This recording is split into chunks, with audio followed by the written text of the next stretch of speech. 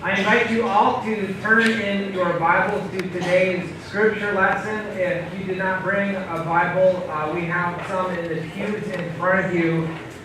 And today's scripture lesson comes from Paul's first letter to the Corinthians, chapter 12, verses 12 through 26. And as I read this, listen for the living God speaking to you. For just as the body is one and has many members, and all the members of the body, though many, are one body, so it is with Christ. For in the one Spirit we were all baptized into one body, Jews or Greeks, slaves or free, and we were all made to drink of one Spirit. Indeed, the body does not consist of one member, but of many. If the foot would say, because I am not a hand, I do not belong to the body, and would not make it any less part of the body? And if the ear would say, because I'm not an eye, I do not belong to the body, that would not make it any less part of the body. If the whole body were an eye, where would the hearing be? If the whole body were hearing, where would the sense of smell be? But as it is, God arranged the members in the body, each one of them as He chose.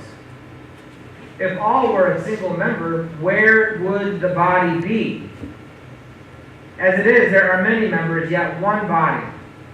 The eye cannot say to the hand, I have no need for you, nor again the head to the feet, I have no need for you. On the contrary, the members of the body that seem to be weaker are indispensable.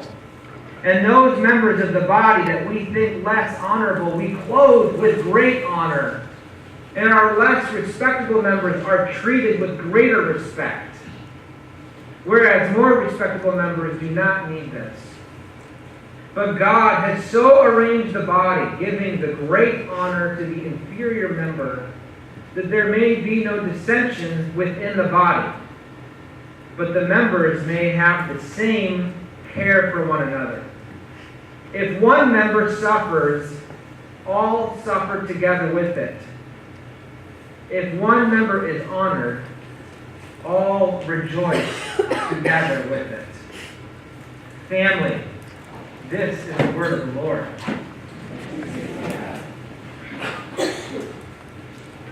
I have accepted that I have reached that age where I am very quickly becoming my parents.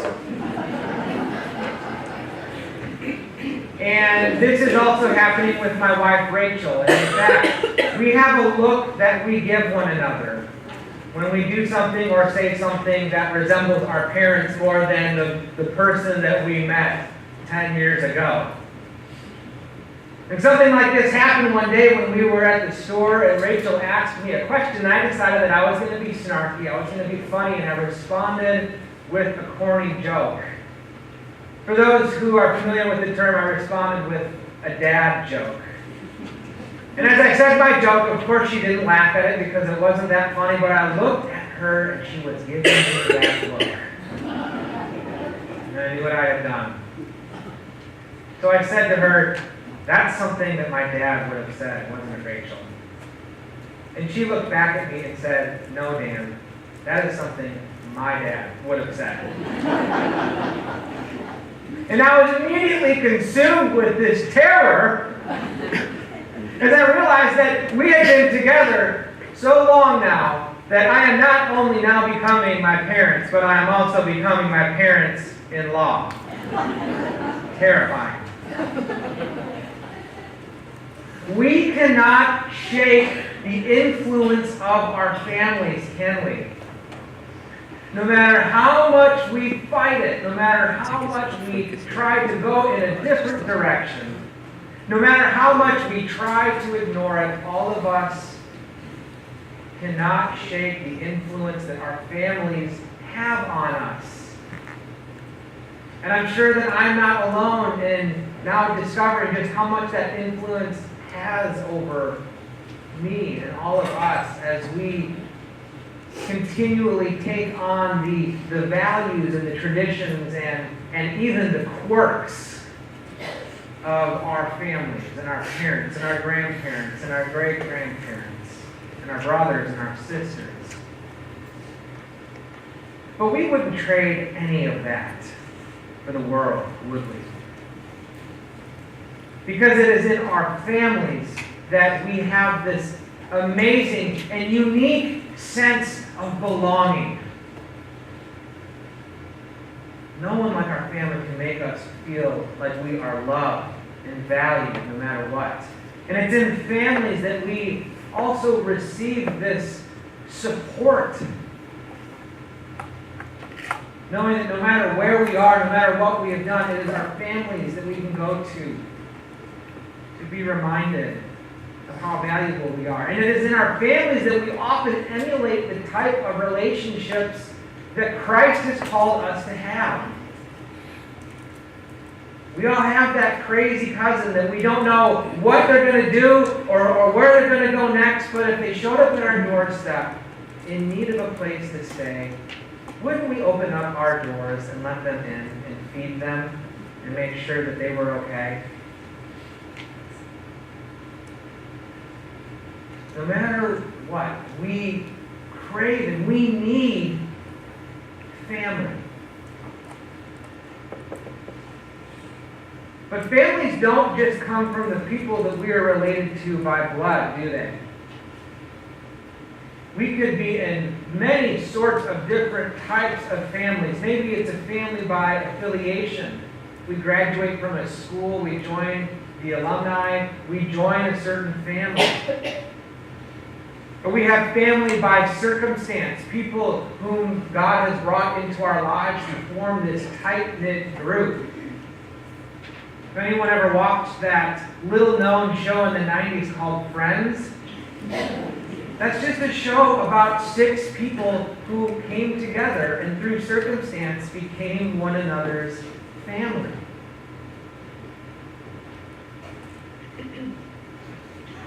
Those are really important, and those types of families can be just as important as our biological family. But there's another family that's extremely important, and that is the family that gathers here every Sunday and throughout the week as a family of God. And today we're going to talk about what it means for us to be family as we continue our series on the DNA of our church. And today we're going to talk about this core value that says we are called as family. And you can find that on right above the sermon title. And let's say it together. We are called together as family. From the first-time visitor to the lifelong member, we are called together as family. God calls us on this journey together. So today we're going to talk about what it means for us to be family. And in doing that, we read from this really famous passage from 1 Corinthians where Paul is speaking to this church in Corinth and is encouraging them to become family. For just as the body is one and has many members, and all the members of the body, though many, are one body, so it is with Christ. So often, this passage is used to talk about spiritual gifts and the importance for all of us to come together to be one body. And that's very true. In order for the church to be the church, in order for this congregation to be the congregation God is calling us to be, it takes all of us to come together. This beautifully diverse group of individuals coming, and we come from all shapes and sizes, and we're all different ages and generations. We've had different experiences in life. And something happens when we all come together and we're able to share in our gifts and our talents, to share with one another, and that is so necessary for us to be the type of church that God calls us to be. But I want us to focus actually on what Paul is presupposing here. Because yes, Paul is talking about the importance for us to come together and to bring our gifts and our talents and our experiences together into one place so that together we are equal and we're all indispensable and we're all loved by God and we are all of us needed to be the body of Christ. But before we even get to that, let's talk about step number 1, which is the reality that our faith was never meant to be practiced on our own. Well, we see here in 1 Corinthians and in many other parts of Scripture where we see people gather to worship the Lord together as a community or as a body or as a family. It's not hard to begin to figure out that God intended for us to practice our faith in community. Just as much, perhaps even more so than on our own. One of the biggest myths and misconceptions that we have today, especially in this country, is that faith is a personal and private matter. There is this misconception that our faith as Christians is only about our singular relationship with God. Because if we believe that, we are just a group of individuals who come and we sit in our pews and we receive a product and church becomes nothing more than another version of a self-help practice. And we then miss out on what God has in store for us. And if we walk down that road, we will find ourselves painfully alone when life is challenging. Because it is in those moments when life is not fair. It is in those moments when we run into hurdles of our own faith, hurdles that stem from our own failures, roadblocks as we experience harm and people hurt us and we hurt other people, and all of us have to grapple with the effects of sin and death in our lives. These are moments where the last thing that we would ever want to be in this world is alone. That is why God has given us the gift of the body of Christ.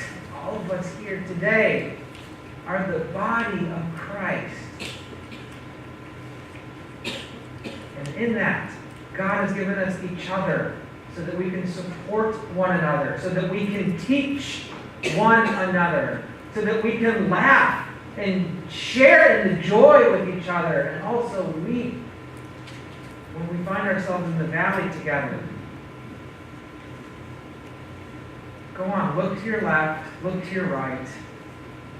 I want to see some heads turning here. Look to those people who sit next to you. Those people are God's gift to you. And we are God's gift to each other. God has given us each other so that we can go on this journey of faith together. Not only are we alone, or we're not alone in the sense that we will always have God walking with us, but God has ensured that we will physically never be alone because God has given us each other so that we can walk together in our faith. And it is that belief that brings us here, and it is that belief that we here at First Presbyterian Church of Tequesta firmly proclaim that from the first-time visitor to the lifelong member, all of us are called here as family, equally loved, equally indispensable, equally a gift from God. Recently, I've been trying to teach Hannah what her full name is. Because for those of you who know my full name, Comerford, it's not an easy name for a toddler to learn, but for safety's sake, I'm trying to get her to learn her full name. And so this week, I asked her, I said, hey, Hannah, what's your last name? And she's like, Comerford. So she was able to kind of half mumble the name, which was great. and no one can really pronounce my name correctly, and so it's okay. But then she said, and you're a Comerford, Daddy. And Mommy's a Comerford. We're all Comerfords. And she's right. The three of us have this special bond between us. And that beautiful creation of God who is growing in Rachel's belly, baby number 2, is also a Comerford. Together we have this special bond. When we're together, something special happens.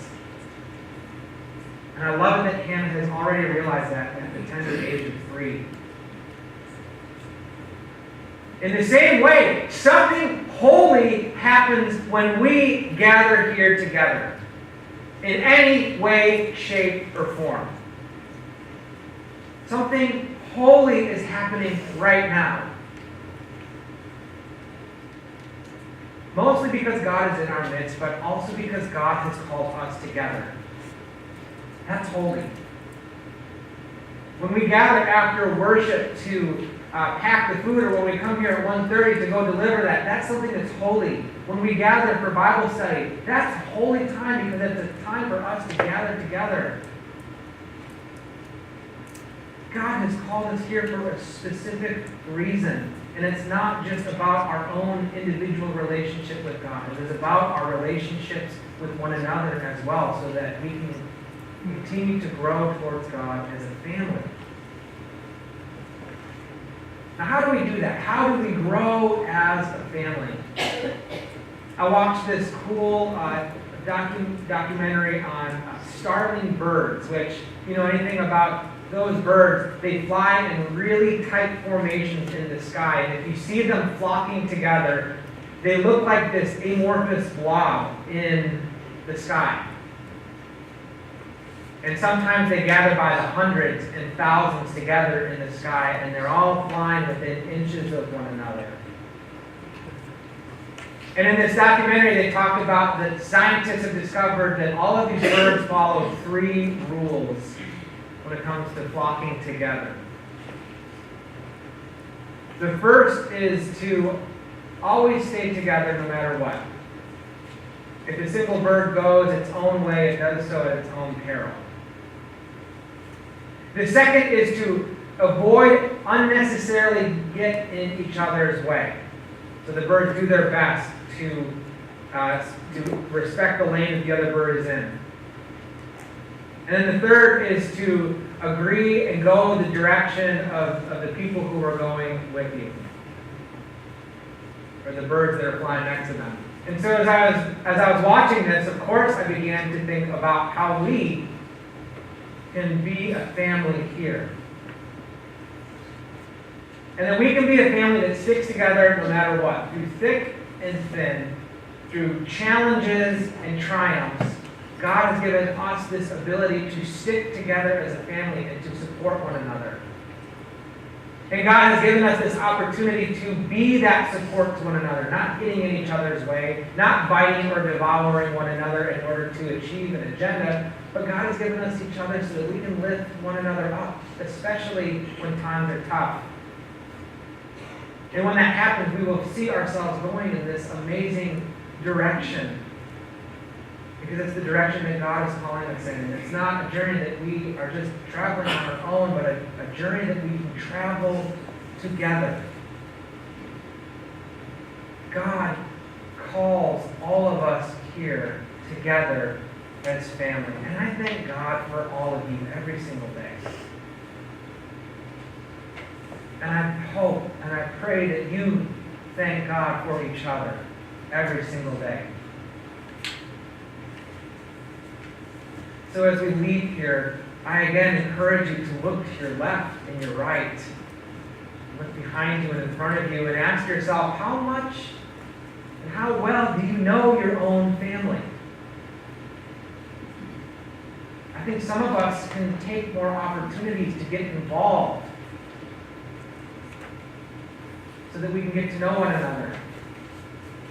This is something that blew my mind when I thought about this week, that there is a possibility that some of us are called here for the sake of others in this community, that we are called to strengthen someone else's faith more than ours at this moment. You ever thought about that? That's amazing.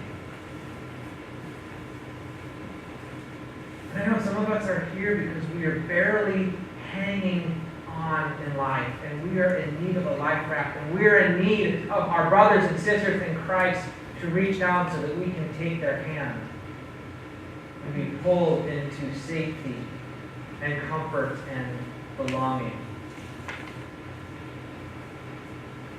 Wherever we are, this is a journey that all of us are on together. So let's walk that journey together in faith until the day that we all meet Christ again. To God be all glory and honor and praise. Amen.